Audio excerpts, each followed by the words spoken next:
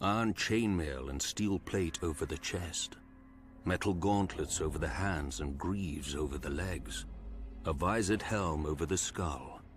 A knight in full armor can shrug off swords, spears, and axes, but Valyrian steel slices through his protections like so much cloth.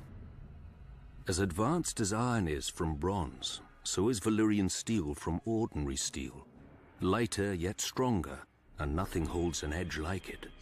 If you take a whetstone to a Valyrian blade, you'll need another whetstone, and maybe another hand to hold it. Nobody knows how the Valyrians forge their steel. Less than a handful of smiths can now even reshape it. The process, like so much of their civilization, was lost in the Doom. Many claim they wove magic spells into the molten metal and blasted it with dragonfire. When you see a Valyrian blade, smoky and dark as if drinking in the sun and rippling with 1,000 folds, you may not scoff so loudly. The Valyrian steel that exists now is all there will ever be.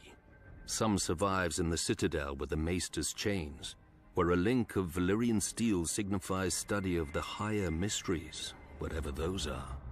Some drifts through the world as prized daggers and jewelry for rich merchants. I've even seen a Dothraki auric. But much more of Valyrian steel lives on in the great houses of Westeros as their most treasured possession, a sword passed down from father to son for generations.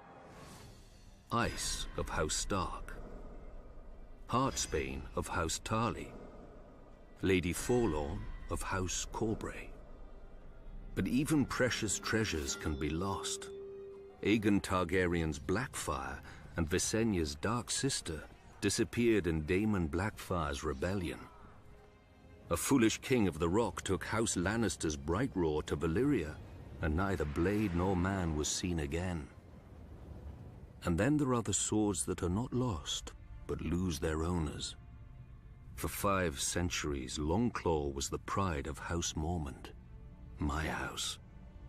Even penniless and in great debt, I chose to sell men rather than the sword. And when my shame became known and I fled Bear Island for the east, I left it behind for my father, to hold it for a worthier heir. Valyrian steel is a wonder of the world, sharper than wits, truer than men, rarer than virtue. But even its edge cannot cut so deeply as a son's failure, nor its value match that of redemption.